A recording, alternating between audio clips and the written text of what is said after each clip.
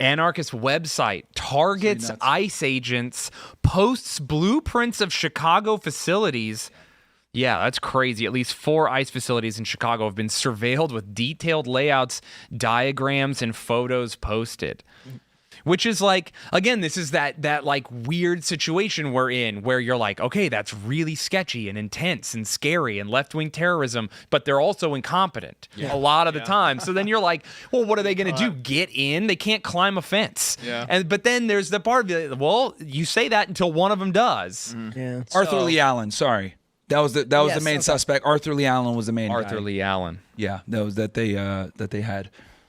So right here it says there's been an increase in the attempt to gather and, anonymously share and gather information online and publish it even on websites publicly available about these activities, explained Jason Perry, a cybersecurity professor at the Lewis University, according to ABC 7 Chicago. It's just talking here about how there have been like 1,000% increase on ICE increase in assaults on ICE agents. And I don't know what the time period is on this, but 1,000% is a big number regardless. Because they allow them to do it. Yeah. No one gets in trouble. No one gets charged. Bro, the FBI was able to find every single granny who walked through the Capitol after a police officer opened the door for them. And you have these people going out and attacking law enforcement. And actual explicitly doing so in order to overturn the results of a democratic election by not having the laws that the people voted for enforced. And they're like, I don't know where they are.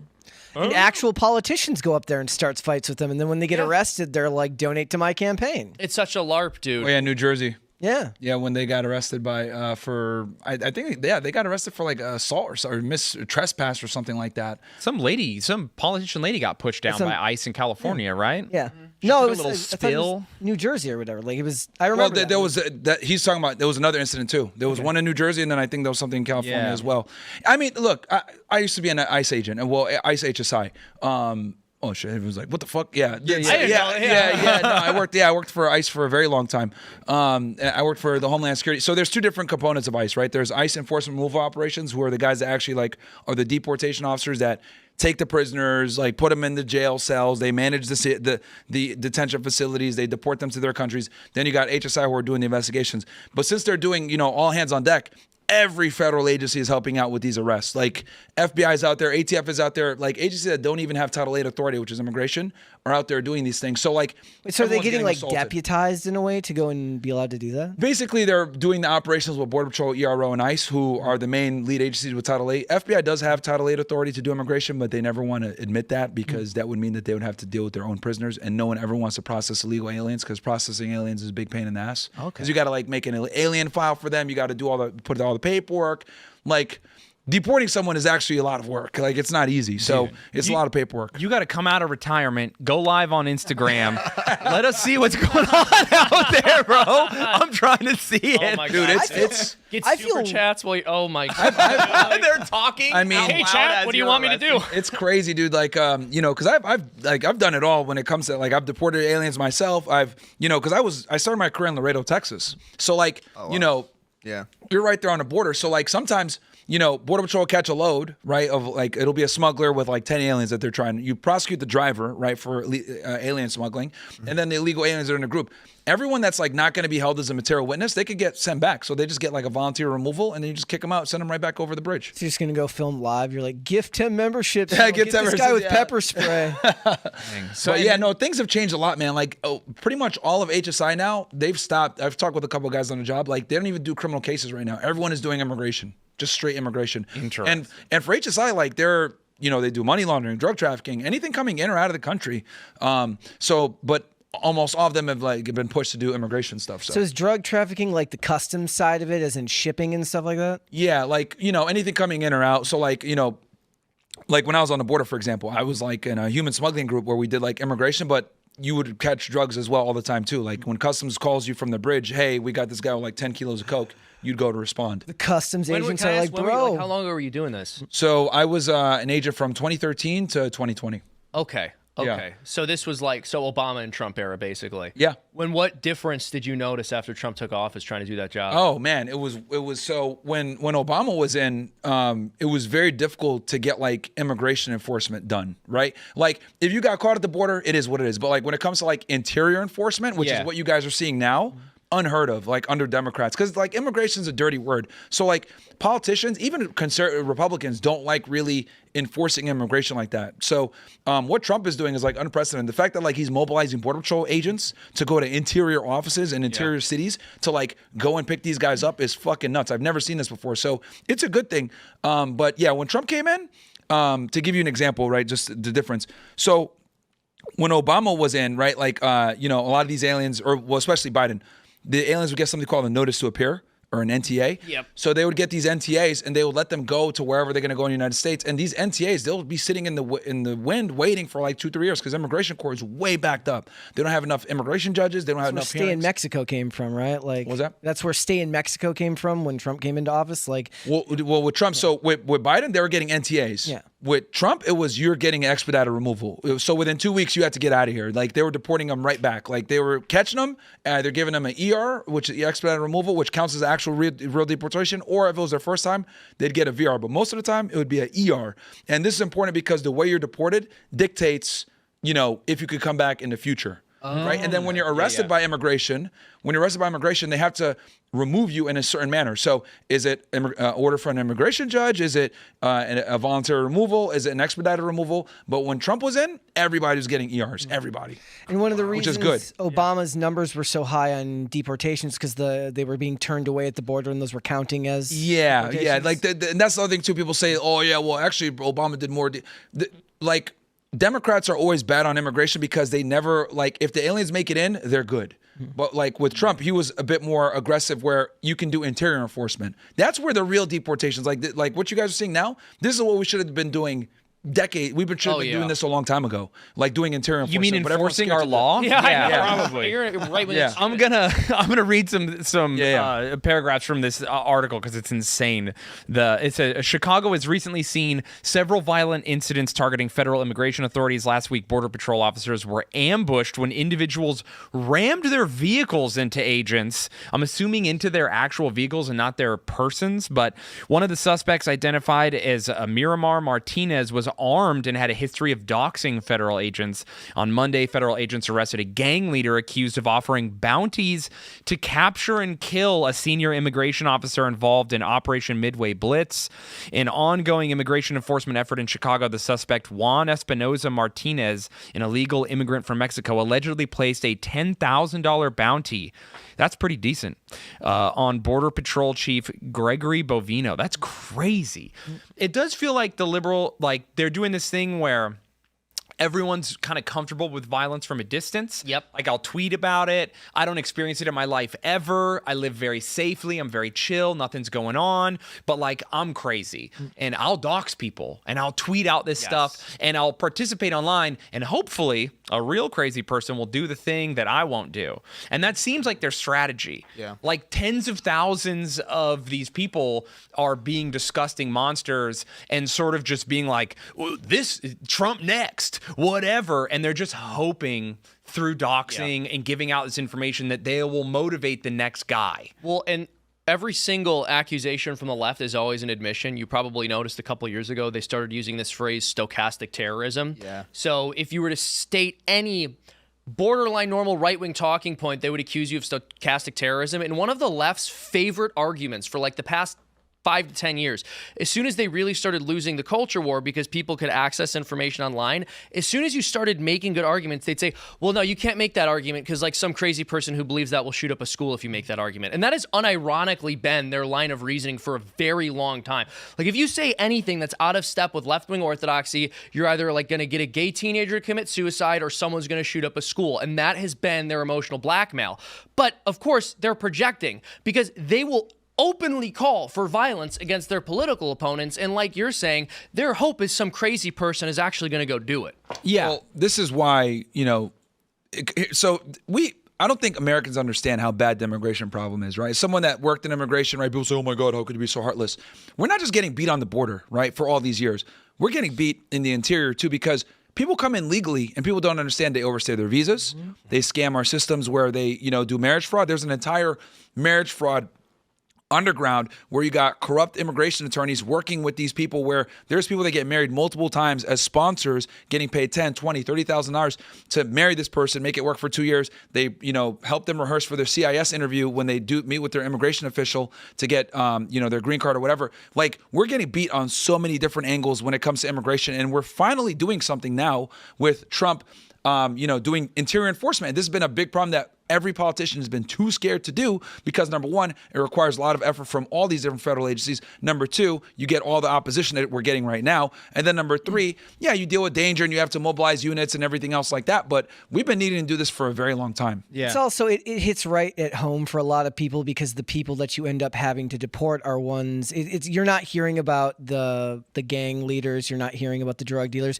You're hearing about the people who are living in your neighborhood, next door to someone. And it's always harder and I think in a lot of ways for anyone. I don't think it's just the left that tends to humanize their neighbor more than they are going to humanize somebody who they read an article about. But once you see them enforcing these laws on somebody that lives, who could be living across the street from them, that's a very hard thing to really, really get the public on your side for. So the fact that there is as much support for the immigration process as it's being handled now kind of speaks to just how bad it got for so long. Yeah. And this has been a problem that's been going on for decades, and every politician has been too scared to address it. So I got to give Trump credit for this, because it's easy to catch illegal aliens at the border and send them back. It's easy to give them an expedited removal when you caught them. It's another thing to mobilize ERO, enforcement removal operations, ICE, and all these other agencies, interior, and arrest these guys in major cities real time and run these immigration ops. And the other thing too with immigration operations is your authority is limited. Like when you have an immigration warrant, yes, it's a real warrant, but you can't kick their door down, right? You can't you don't have the same powers you would with a federal arrest warrant. So you are limited in how much you can move. So the fact that they're actually getting this done, this has been something that we've been needing to do for decades, man. For decades. And I sort of agree with what you were saying. Everyone says these deportations are so horrible, they're so ugly. Firstly, I'm just going to throw this out there. Traditionally, when people talked about deportation, they were talking about removing a person from a country that they lived in and were a citizen of. This is a little bit different. This is the removal of aliens. So deportation isn't even actually the proper word for it. But even so, sure, it can be ugly to see that happening on the news. But that's why we have to have the border closed, right? Because when you let tens of millions of people in, completely unvetted, and we have no idea who's and giving them NTAs. Yeah, exactly. And let me put in perspective for you how crazy this is, right? So when I was an agent, right? Let's say Border Patrol calls me, hey, there's a guy that came through. He has information on a cartel. I'll never forget this. I was 2015. I get a call. Hey, there's this guy here who wants to provide information. We caught him in a load of 20 aliens. I go in there and I talk to him, right? He provides all this information on, at the time it was the Zetas that ran the area, because I was in Laredo. Nuevo Laredo was right across. It was the Zetas that ran it, whatever. This guy was like a bodyguard for one of the Z40 guys. Long story short, if I wanted to turn him into an informant, I would have to take him, bring him to my office, do what's called the NTA, notice to appear, right? And process it myself. If I ask Border Patrol, hey, can you guys process him for me? I want to turn him into an informant. They're like, fuck you, we're not doing that. That's a lot of paperwork. And we have to get the chief to sign off on that, because you're on the line for that alien, right? So me, as a guy who's a criminal investigator, wants to turn a guy into an informant, I would have to do it myself. Border Patrol wouldn't do it. Now, to put into context, fast forward to the Biden era. These illegal aliens that are coming in that aren't informants, that don't have any benefit to the U.S. government whatsoever, they're getting NTAs. And not only are they getting NTAs, they're going into random places in the United States. They don't get a court date for years. They put some bullshit address down. By the time they want to serve them, hey, it's your court date, they're not there. They're gone. They're in the wind. Yes. Or they married somebody, whatever. So, it was an act of Congress for me to get an NTA for someone that I needed for a criminal investigation. That's insane. They were giving these NTAs to these guys like fucking candy under the Biden administration, just so the American people understand the significance of an NTA. Well, exactly. I mean, there's an extremely complicated, convoluted, intense process for enforcing the law, but for breaking the law, it can be done easily, and that's what the left has done for decades. Yeah. They can bring as many of them over as they want, and then you try to send any of them back, and they go, you're not following the proper procedures. Like, proper procedures? Yeah, you didn't follow it to get them. What are you talking about, proper procedures? You just imported tens of millions of people outside of congressional approval, outside of the approval of people in the United States, because you just didn't enforce the law. Speaking of proper procedures, we should move to the next thing. But before we do, real quick, I just want to say the marriage fraud thing, when we made no-fault divorce a thing, they brought that up. They were like, people are going to do a bunch of marriage fraud. Yep. And I would just like to ride or die for bringing no-fault divorce back, baby. Marriage should be real. Do it or don't. I was going to say, but because it's the easiest path to a green card. No, That's yeah, why. it is. It's crazy. Yeah, it's by far the easiest way. Marriage should destroy your life if it goes bad. Okay, straight up, it should be a big deal. You guys aren't actually married. You're just dating with consequences. You're, what do we want to call it? Pussies? I don't know. Anyway, I'm Catholic married, so I'm super married. Based? Yeah, dude. So in any case, we got a video about Trump classifying Antifa. So let's see the president of these United States talk. Are you going to work with your administration, as the Secretary of State's here, are you going to work with your administration to designate it a foreign terror organization? You mean a terror? Antifa? Antifa? A foreign terror organization. Well, has that been done? Pretty close, right? Would you like to see it done? Yes, Mr. President. Do you think it would help? They have foreign I'd be links glad all to do across it. I Western think it's the Europe. kind of thing I'd like to do. If you'd like, does Middle everybody East. agree? That's so him, dude. If you agree, I agree. So Let's get on it done. brand, dude. Okay, let's get it done. Do you guys like it? Marco, All right, we'll take care of Fuck it. yeah. That's international, you mean? International. Sounds Internationally. good to me. Foreign terror organization. Steve, are you okay with it? Checks the room. Yes, it's true. There are extensive foreign ties, and I think that would be a very valid step to take. Good, I think so too. Yes. Good, I think it's a good point. Let's go. Thank you. He runs like Are a you business, going right? Hey, to work you with know your what? That's a administration W. And I'll tell you guys this, why that's super important. If you designate them as a FTO, now you can start using intelligence services on them. How do you guys think we're fucking up these drug cartels right now? Because now we're using the Department of War, aka Department of Defense, because once you designate them as a terrorist, a foreign terrorist organization, now the intel community is involved. You could bring in the military. Things change the game. Like when I was on the job, for example, when I was doing, my investigation of drug cartels, we were kind of limited in what we could do, right? We had some resources and stuff like that, but you couldn't really use intelligence agencies or in your investigation, and if you did, you couldn't use it. Like you couldn't use it in a criminal case. So like it could help you like find some stuff, but like you have to parallel reconstruct everything. So if you got a phone number here, you'd be like, oh man, I can't use the number. I got to parallel reconstruct this. So you're able to use it that way. But now if you designate them as a FTO, dude, like the amount of resources you get using intelligence agencies to collect on these things make it way easier. So I'm glad that he's doing this. I've been saying for damn near 5 years now at this point that Antifa should have been a terrorist organization a long time ago. So BLM too. By the way, that was the plot of Sicario 2. Yeah, it was. Yeah. They just start blowing people up in one shot. Except for in that movie Sicario, was a little sensationalized, but yeah, in Sicario 2, it's like the CIA and some like grunts on the ground. In real life, it's the United States Navy just one-shotting dudes all over the place, like blowing people up. Yeah. So way and that's because they scarier. designated them. Way Once they designated them as scarier. a foreign terrorist organization, boom, gloves are off. We can start killing these guys now, which is what they're doing with the Venezuelan drug traffickers. Yeah, dude. Yeah, that's interesting. I feel like if Israel wasn't a thing, we'd be on the ground in Venezuela already. Yeah, probably. Like if Probably. that wasn't a thorn in his side and he didn't have to like attack Yemen and Iran, and because everyone's like, weren't you the president of peace? So he kind of tied his own hands. Now he can't go into Venezuela and Marco Rubio's had a hard on for Venezuela for a long time. He wants to go in there. have it their oil. Their access to the trading partner to fix things would be huge for us. And it would, we're trying to get over here on the global West. You know, we're trying not to buy Russian oil. We're trying not to do this and that. Well, you'll appreciate this as a Catholic. I mean, our whole entire foreign policy establishment is structured on a total subversion of subsidiarity. Like, instead of caring about the things closest to us and handling those, we're going all the way across the world to try to solve problems there that we're never going to be able to solve, and then we're letting everything here fall apart. Yeah, it's a real problem. It's insane. I don't like it, and I want it to stop. Thanks for checking out this clip from Timcast IRL. Make sure to watch the show live Monday through Friday at 8 p.m. Subscribe to this channel, and we will see you all there.